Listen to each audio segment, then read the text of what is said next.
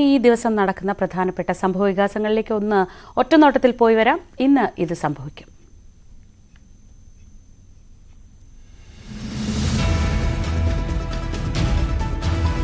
വെഞ്ഞാറമൂട് കൂട്ടക്കൊലപാതകത്തിൽ പ്രതി അഫാന്റെ അമ്മ ഷെമിയിൽ നിന്ന് ഇന്ന് മൊഴിയെടുത്തേക്കും.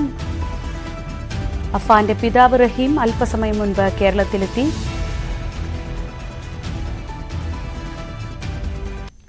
മതവിദ്വേഷ കേസിൽ PC ജോർജിന്റെ ജാമ്യാപേക്ഷയിൽ ഈരാട്ടുപേട്ട മജിസ്ട്രേറ്റ് കോടതി ഇന്ന് വിധി പറയും.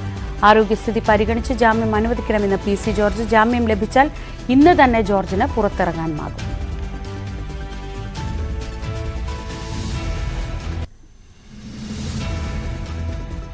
ആശാവർക്കർമാരുടെ രാപ്പകൽ സമരം ഇന്ന് 19ാം ദിവസത്തിൽ. സമരം കൂടുതൽ ശക്തമാക്കാനാണ് തീരുമാനം. ബദൽ സമരം തുടർന്ന് CITU ഇന്ന് AG's ഓഫീസിലേക്ക് മാർച്ച്.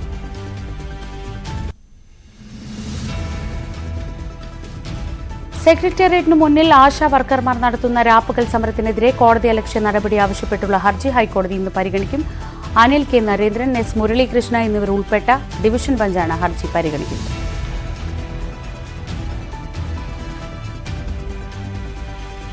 സംസ്ഥാന ടെലിവിഷൻ അവാർഡ് ഇന്ന് സമ്മാനിക്കും. മന്ത്രി സജി ചെറിയാൻ വൈകിട്ട് തിരുവനന്തപുരത്ത് പുരസ്കാരങ്ങൾ സമ്മാനിക്കും. ടാഗോർ തിയേറ്ററിലാണ് പരിപാടി.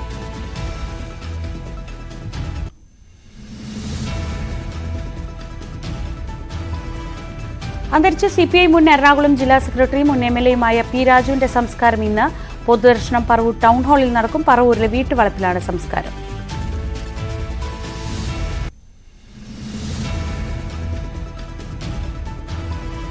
പാതിവില തട്ടിപ്പ് കേസിൽ മുഖ്യപ്രതി അനന്തു കൃഷ്ണന്റെ റിമാൻഡ് കാലാവധി ഇന്ന് അവസാനിക്കും. അനന്തുവിനെ മൂവാറ്റുപുഴ കോടതിയിൽ ഹാജരാക്കും. കോട്ടയത്തെയും ഇടുക്കിയിലെയും കേസ് അന്വേഷിക്കുന്ന ക്രൈംബ്രാഞ്ച് സംഘം കസ്റ്റഡിയിൽ ആവശ്യപ്പെടും.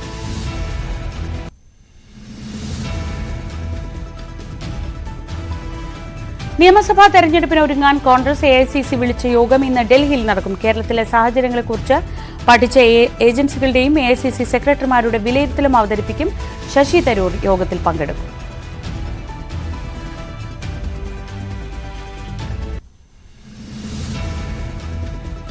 European Commission president Ursula von der Leyen ഇന്ത്യയിൽ. പ്രധാനമന്ത്രി നരേന്ദ്രമോദിയുമായി ഇന്ന് കൂടിക്കാഴ്ച നടത്തും. നയതന്ത്ര ബന്ധം ശക്തിപ്പെടുത്തുന്നത് ചർച്ചയാകും.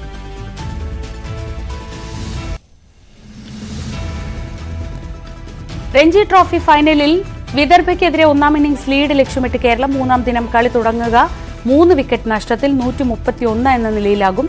സച്ചിൻ ബേബിയും സർവതയുമാണ് ഇപ്പോൾ ക്രീസിൽ.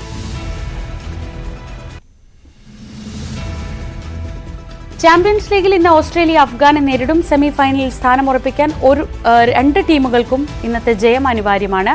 ലാഹോറിൽ ഉച്ചയ്ക്ക് 2:30-ക്കാണ് മത്സരം.